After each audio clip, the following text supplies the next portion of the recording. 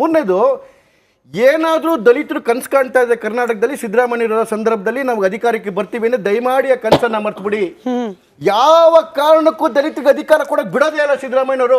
ಅಂತ ಪ್ರಾಸಿಕ್ಯೂಷನ್ ಆಗಿ ಏನಾದ್ರು ಅಡಿ ಕೊಟ್ಟು ರಾಜೀನಾಮೆ ಕೊಡ್ತಕ್ಕಂಥ ಪರಿಸ್ಥಿತಿ ಬಂದ್ರು ಕೂಡ ಅವರ ಬೊಂಬೆ ತರ ಇನ್ನೊಬ್ರು ಯಾರನ್ನಾದ್ರೂ ಮಾಡ್ತಾರೆ ಬಿಟ್ರೆ ಯಾವುದೇ ಕಾರಣಕ್ಕೂ ಮಲ್ಲಿಕಾರ್ಜುನ್ ಖರ್ಗೆ ಅವ್ರನ್ನ ಮಾಡಕ್ ಬಿಡಲ್ಲ, ಯಾವುದೇ ಕಾರಣಕ್ಕೂ ಪರಮೇಶ್ವರನ್ನ ಮಾಡಕ್ ಬಿಡಲ್ಲ, ಯಾವುದೇ ಕಾರಣಕ್ಕೂ ಡಿ.ಕೆ. ಶಿವಕುಮಾರ್ ಅವ್ರನ್ನ ಮಾಡಕ್ ಬಿಡಲ್ಲ. 3 ಉದಾಹರಣೆಗಳಿಗೆ ಹಿಂದೆ ಸ್ಪಷ್ಟವಾಗಿದೆ. 2008ರಲ್ಲಿ ಮಲ್ಲಿಕಾರ್ಜುನ್ ಖರ್ಗೆ ಅವ್ರನ್ನ ರಾಜ್ಯ ಬಿಟ್ಟು ಓಡಿಸಿದ್ರು, ವಿರೋಧ ಪಕ್ಷದ ನಾಯಕರಾಗಕ್ ಬಿಡದೆ. 2013ರಲ್ಲಿ ಪರಮೇಶ್ವರನ್ನ ಮುಗಿಸಿದ್ರು. 2013ರಲ್ಲಿ ಡಿ.ಕೆ. ಶಿವಕುಮಾರ್ ಅವ್ರನ್ನ UPA ಸರ್ಕಾರ ಇದ್ರೂ ಕೂಡ ಅವ್ರು ಬೇಡ್ಕೊಂಡ್ಬಿಟ್ರು ಕೂಡ 6 ತಿಂಗಳು ವರ್ಷದಿಂದ ಆಚೆ ನಿಲ್ಲಿಸಿದ್ರು. ಡಿ.ಕೆ. ಶಿವಕುಮಾರ್ನ ಮಿನಿಸ್ಟ್ರಿ ಕೊಟ್ಟಿರಲಿಲ್ಲ. 2018ರಲ್ಲೂ ಖರ್ಗೆ ಅವ್ರನ್ನ ಮುಗಿಸಿದ್ರು. ಇವತ್ತು ಕೂಡ ಅಕಸ್ಮಾತ್ ಅವ್ರು ರಾಜೀನಾಮೆ ಕೊಡೋ ಪರಿಸ್ಥಿತಿ ಬಂದ್ರು, ಅವ್ರ ಕೈಗೊಂಬೆ ಯಾರನ್ನ ಕೂರಿಸ್ತಾರೆ ಬಿಟ್ರೆ ಖರ್ಗೆ ಅವ್ರಿಗೆ, ಪರಮೇಶ್ವರ್ಗೆ, ದಲಿತರಿಗೆ ಮ್ಯಾಮ್ ಇದಕ್ಕೆ ಏನ್ ಹೇಳ್ತಾರೆ ಹೇಳಿ? ಡೇ ಡ್ರೀಮಿಂಗ್ ಅಂತಾರೆ. ಯಾವುದು ಸರ್? ಅಂದ್ರೆ ಮೇಡಮ್ ಒಂದು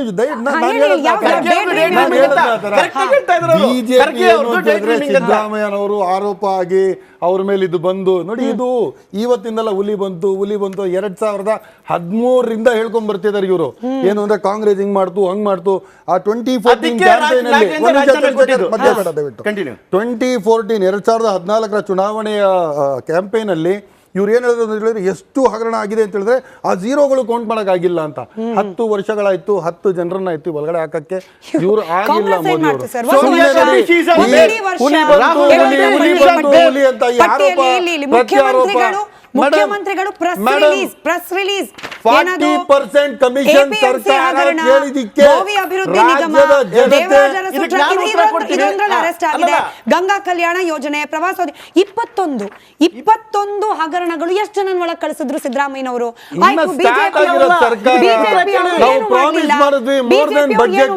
ಜನರನ್ನು ಮೋಸ ಮಾಡಿದ್ರು. 2010 ಹಗರಣ ಇದೆ, 2011 ಹಗರಣ ಇದೆ, 2012 ಹಗರಣ ಇದೆ, 2013 18 ಇವರೇ ಚೀಫ್ ಮಿನಿಸ್ಟರ್. ಯಾಕೆ ಅವರ ಶಾಮೀಲಾಗಿದ್ರಾ? ಮಿಕ್ಕಿದೆಲ್ಲ 40% ಬಿಟ್ಬಿಡಿ. ಅಂದ್ರೆ ಇವ್ರಿಗೆ ಯೋಗ್ಯತೆ ಇಲ್ಲ ತಗೊಳ್ಳೋದಕ್ಕೆ. ಯಾಕೆಂತ ಹೇಳಿದ್ರೆ ಯಾವುದೇ ಸ್ಟಫ್ ಇಲ್ಲ.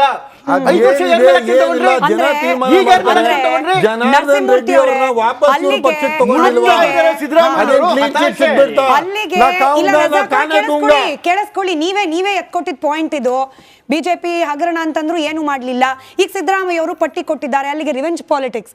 ನೀವು ಹಗರಣ, ನಾವು ಹಗರಣ, ನೀವು ನಮ್ ತೆಗೆದ್ರೆ ನಾವು ನಿಮ್ ತೆಗಿತೀವಿ ಅಷ್ಟೇ. ಅಲ್ಲಿಗೆ ಬಂದು ಉತ್ತರ ಕೊಡ್ಲಿ. ಪ್ರಾಮಾಣಿಕತೆನ ಹಂಗಾರೆ ಬಂದು 1 ವರ್ಷ ಆಯ್ತಲ್ಲ, ಏನ್ ಕಡ್ಲೆಕಾಯಿ ತಿಂತಿದ್ರಾ?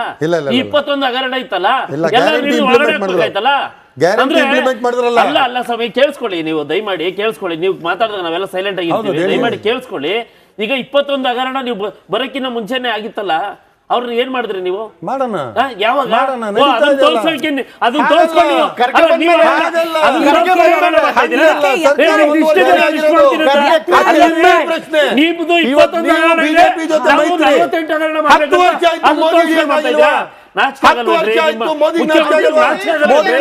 ಯಾವ ನೈತಿಕತೆ ಇದಾರೆ ನಿಮ್ಮ ಮುಖ್ಯಮಂತ್ರಿಗೆ?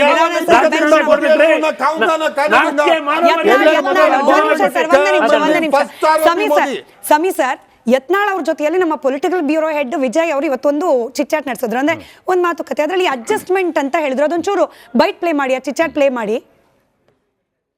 ಟಿಕೆಟ್ ವಿಚಾರದಲ್ಲಿ ಏನಾದರೂ ಹೊಂದಾಣಿಕೆ ಯಾವ ಕ್ಷೇತ್ರ ಅಂತ ಸರ್? ಲೋಕಸಭೆ ಅಥವಾ ವಿಧಾನಸಭೆ ಕ್ಷೇತ್ರಗಳಲ್ಲಂತರೂ ಸೋಲಿಕ್ಕೆ ಇವರೇ ಕಾರಣ, ಅಪ್ಪ ಮಕ್ಕಳೇ. ರಾಜ್ಯದ ಹೊಂದಾಣಿಕೆ ಮಾಡ್ಕೊಂಡಿದ್ರು ಸರ್? ನಿಮ್ಮ ಪ್ರಕಾರ ರಾಜ್ಯದ ಹೊಂದಾಣಿಕೆ ಮಾಡ್ಕೊಂಡಿದ್ರು? ಹಾಂ, ನೀವು ವಿಜೇಂದ್ರ ಸಿದ್ದರಾಮಯ್ಯ ಎಲ್ಲ ಒಪ್ಪಂದದ ಮ್ಯಾಗಲೇ ಲೋಕಸಭಾ ಟಿಕೆಟ್ ಹಂಚ್ಕೊಂಡ್ರು. ಶಿಕಾರಿಪುರಕ್ಕೆ ವೀಕ್ ಕ್ಯಾಂಡಿಡೇಟ್ ಹಾಕಿದ್ರು ಬಿಜೆಪಿದು. ಇದರಲ್ಲಿ ಸಿದ್ದರಾಮಯ್ಯ ಇದು ಕೇವಲ ಟಿಕೆಟ್ ಹಂಚಿಕೆಯಲ್ಲಿ ಮಾತ್ರ ಒಪ್ಪಂದನ, ಈ ಹಗರಣದಲ್ಲೂ ಒಪ್ಪಂದನ. ನೀವು ನಮ್ದು ಆಚೆ ತರಬೇಡಿ, ನಾವು ನಿಮ್ದು ಆಚೆ ತರಲ್ಲ. ಹಿಂಗೇನಾದ್ರೂ ನಡೀತಿತ್ತ? ಆ ಒಪ್ಪಂದ, ಡೀಲ್ ಬ್ರೇಕ್ ಆಗಿದ್ದಕ್ಕೆ ಇವಾಗ ಒಂದೊಂದೇ ಹಗರಣಗಳು ಆಚೆ ಬರ್ತಾ ಇದೆಯಾ ಸಮಿ ಸರ್? ಇಲ್ಲಿಲ್ಲ, ಒಪ್ಪಂದ ಅಥವಾ ಅಡ್ಜಸ್ಟ್ಮೆಂಟ್ ಪಾಲಿಟಿಕ್ಸ್ ಅನ್ನೋದು ಇದ್ದದ್ದು ನಿಜ. ಅದು ಎಂಥವರಿಗೂ ಕೂಡ ಮೇಲ್ನೋಟಕ್ಕೆ ಗೊತ್ತಾಗುತ್ತದು. ಹಾಗೆ ಈಗ ಅನಿವಾರ್ಯವಾಗಿ ಈ ಸರ್ಕಾರದ ವಿರುದ್ಧ ಭಾರತೀಯ ಜನತಾ ಪಕ್ಷ ಒಂದು ಫಿಯರ್ಸ್ಫುಲ್ ಅಟ್ಯಾಕ್ ಅನ್ನ ಮಾಡಲೇಬೇಕಾಗಿದೆ. ಅದಕ್ಕೆ ಬಿಜೆಪಿಯ ರಾಷ್ಟ್ರೀಯ ವರಿಷ್ಠರು ಇಲ್ಲಿಯ ಘಟಕದ ಮೇಲೆ ಕಣ್ಣು ಹಾಕಿರೋದೇ ಇದಕ್ಕೆ ಕಾರಣ. ಭಾರತೀಯ ಜನತಾ ಪಕ್ಷದವರು ನೇರವಾಗಿ ಇದನ್ನು ಒಪ್ತಾ ಇಲ್ಲ. ಆದ್ರೆ ಕೇಂದ್ರ ಬಿಜೆಪಿ ನಾಯಕರು ರಾಜ್ಯ ಬಿಜೆಪಿಯ ಪ್ರತಿಯೊಂದು ಚಟುವಟಿಕೆಗಳ ಬಗ್ಗೆನೂ ಕೂಡ ಅವರು ಹದ್ದಿನ ಕಣ್ಣಿಟ್ಟಿರೋದ್ರಿಂದ ಈ ಬಾರಿ ಒಂದು ರೀತಿಯಲ್ಲಿ ಒಂದು ಫಿಯರ್ಫುಲ್ ಫೈಟ್ ಅನ್ನೋದು ಅಟ್ಲೀಸ್ಟ್ ನೋಡುವವರ ಕಣ್ಣಿಗಾದ್ರು ಇರ್ಲಿ ಅನ್ನುವ ಕಾರಣಕ್ಕೆ ದೊಡ್ಡ ಮಟ್ಟದಲ್ಲಿ ಪ್ರೊಟೆಸ್ಟ್ ಅನ್ನ ಪ್ಲಾನ್ ಮಾಡ್ತಿರೋದು ನಮಗೆ ಮೇಲ್ನೋಟಕ್ಕೆ ನನ್ನ ಸೋರ್ಸಸ್ ಪ್ರಕಾರ. ನನ್ನ ಬಿಜೆಪಿ ಬಹುಶಃ ನೀವು ಇದನ್ನು ಒಪ್ತೀರಾ ಅಂತ ಅನ್ಸುತ್ತೆ. ನಾವು ಅದ್ರ ಬಗ್ಗೆ ಚರ್ಚೆನೆ ಮಾಡ್ಬಿಟ್ವಿ. ಅಂದ್ರೆ ಹೈಕಮಾಂಡ್ ಚಾಟಿ ಬೀಸೋವರೆಗೂ ಇಲ್ಲೇನು ಆಕ್ಟಿವ್ ಆಗ್ಲಿಲ್ಲ ಅಂತ. ಹೀಗಾಗಿ ಅದನ್ನ ಗಮನಿಸಿದ್ರೆ ಅವ ಅಡ್ಜಸ್ಟ್ಮೆಂಟ್ ಪಾಲಿಟಿಕ್ಸ್ ಒಂದು ಹಂತದಲ್ಲಿ ಇದೆ ಅಂತ ಅವರಿಗೂ ಮನವರಿಕೆ ಆದ್ರೂ, ಬಿಜೆಪಿ ರಾಷ್ಟ್ರೀಯ ವರಿಷ್ಠರಿಗೂ ಮನವರಿಕೆ ಆದ್ರೂ ಆಗಿರ್ಬೋದು. ಬಟ್ ಈಗ ಇಡಿಯಿಂದಾಗಿ ಈ ಪ್ರಕರಣಕ್ಕೆ ನಿಜಕ್ಕೂ ಹೊಸ ತಿರುವು ಬರುವಂತಹ ಎಲ್ಲಾ ಲಕ್ಷಣಗಳು ನಮಗೆ ಕಾಣ್ತಾ ಇದೆ.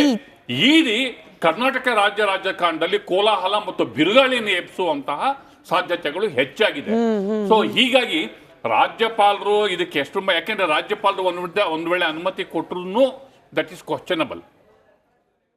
ರಾಜ್ಯಪಾಲರು ಸಿಗ್ನೇಚರ್ ಕ್ವಶನಬಲ್ ಅದೊಂದು ಕ್ವಶನಬಲ್. ಅಥವಾ ಅನುಮತಿ ತಾನೇ ಜನಪ್ರತಿನಿಧಿ ಕೋರ್ಟ್ ಅಲ್ಲಿ ನಾನು ಅಪರಾಧಿ ಅಂತ ಸಾಬೀತಾಗ್ಲಿ ನೋಡೋಣ ಅಂತ ನಾನು ಪವರ್ ಅಲ್ಲಿ ಕಂಟಿನ್ಯೂ ಆಗ್ಬಹುದು. ಬಟ್ ಇಡಿ ವಿಚಾರಣೆ ಕರೆಯೋದು, ನೋಟಿಸಿಗೆ ಕರೆಯೋದು, ಅಂತ ಪರಿಸ್ಥಿತಿ ಏನಾದ್ರು ಇಲ್ಲಿ ತಂದಿಟ್ರೆ ಆಗ ಉಂಟಾಗಬಹುದಾದಂತಹ ರಾಜಕಾರಣ. ಯಾಕೆಂದ್ರೆ ಬರೀ ಕರ್ನಾಟಕ ಅಷ್ಟೇ ಅಲ್ಲ, ಕಾಂಗ್ರೆಸ್ಗೆ ರಾಷ್ಟ್ರ ಮಟ್ಟದಲ್ಲಿ ಇದ್ರ ಮೇಲೆ ಏನ್ ಪರಿಣಾಮ ಬೀರುತ್ತೆ ಅನ್ನೋದಿದೆಯಲ್ಲ, ಅದು ಡೆಫಿನೆಟ್ಲಿ ಅದು. ಇಲ್ಲ, ನೀವು ಉತ್ತರ ಕೊಡಿ ಸರ್. ಅದಾದ್ಮೇಲೆ ನಿಮ್ಮ ಪಕ್ಷದ ಮತ್ತೊಂದು ಬೈಟ್ ಇದೆ, ನೀವು ಉತ್ತರ ಕೊಟ್ಬಿಡಿ. ಅದಾದ್ಮೇಲೆ ಅದಕ್ಕೆ ರಜಾಕ್ ಅವ್ರ ರಿಯಾಕ್ಷನ್ ಬೇಕು, ಹೇಳಿ. ನೋಡಿ, ಯಾವುದೇ ಕಾರಣಕ್ಕೂ ಬ್ಯಾಕ್ ಫುಟ್ ಅಲ್ಲಿ ಆಗ್ಲಿ ಅಥವಾ ರಾಜ್ಯ ಬಿಜೆಪಿ ಅವರಿಂದ ಮಾತು ಕೇಳಿದ ಪ್ರಶ್ನೆನೇ ಇಲ್ಲ. ರಾಜ್ಯ ಬಿಜೆಪಿ ಇವತ್ತು ಆಕ್ರಮಣಕಾರಿ ನಿಲುವು ತಗೊಂಡಿದ್ದಕ್ಕೆ ಬೆತ್ತಲಾಗಿ ನಿಂತಿರೋದು ಸಿದ್ದರಾಮಯ್ಯನವರು. ಯಾರು ಈ ಹಗರಣಾಚೆ ತಗೊಂಡ್ಬಂದಿದ್ದು? ಶ್ರೀವತ್ಸ, ಮೈಸೂರಿನ ಬಿಜೆಪಿ ಎಮ್ಎಲ್ಎ. ಅದಕ್ಕೆ 14 ತಿಂಗಳ ಮುಂಚೆ ಇದೇ ಹಗರಣವನ್ನ ಪ್ರೆಸ್ ಮೀಟ್ ಮಾಡಿ ಆಚೆ ಕಡೆ ತಗೊಂಡ್ಬಂದಿದ್ದು ನಮ್ಮ ಮಹೇಶ್ ಅವರು, ಮುಖ್ಯ ಭಕ್ತರು. ಪ್ರತಾಪ್ ಸಿಂಹ ಅವ್ರು ಬೇರೆನೆ ಲೆಕ್ಕ ಕೊಟ್ರಲ್ಲ ಸರ್. ಪ್ರತಾಪ್ ಸಿಂಹ ಅವ್ರು ಬೇರೆನೆ ಲೆಕ್ಕ ಕೊಟ್ರು. ಸೋಮಣ್ಣ ಅವ್ರ ವಿಧಾನಸೌಧದ ಕಾಲದ ಲೆಕ್ಕ ಹೋರಾಟ ಮಾಡಿದ್ದಕ್ಕೆ ಇವತ್ತು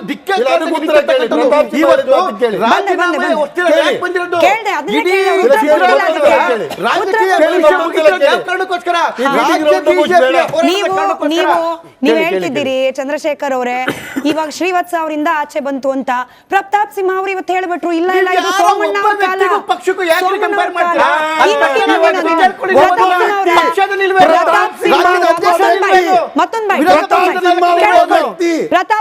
ಪ್ರತಾಪ್ ಸಿಂಹ ಪಕ್ಷದ ನಿಲುವೇನು, ವಿರೋಧ ಪಕ್ಷದ ನಿಲುವೇನು?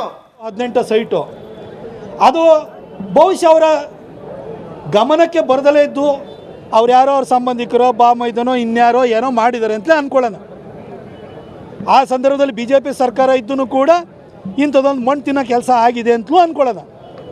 ಸಿದ್ದರಾಮಯ್ಯ ಸಾಹೇಬರು ಈ ವಿಚಾರ ಬಂದಾಗ ಒಬ್ಬ ಕಾನೂನು ಪದವೀಧರರಾಗಿ ನಾನು ಇದನ್ನು ಸರೆಂಡರ್ ಮಾಡ್ತಾ ಇದ್ದೀನಿ, ಆದರೆ ಇದ್ರ ಬಗ್ಗೆ ಒಂದು ಕೂಲಂಕಷವಾದಂಥ ಒಂದು ತನಿಖೆಯನ್ನು ಮಾಡಿಸಿ ಪ್ರಕರಣವನ್ನು ಹಗರಣವನ್ನು ಹೊರಗಡೆ ತಂದು ನಾನು ತಪ್ಪಿತಸ್ಥರು ಯಾರಿದ್ದಾರೆ ಅವರಿಗೆ ಶಿಕ್ಷೆನ ಕೊಡ್ತೀನಿ ಅಂತ ಹೇಳಿದ್ರೆ ಅದೇನಂದ್ರು ಇನ್ನೊಂದ್ಸತಿ ಫಸ್ಟ್ ಏನಾದ್ರು ಬಿಜೆಪಿ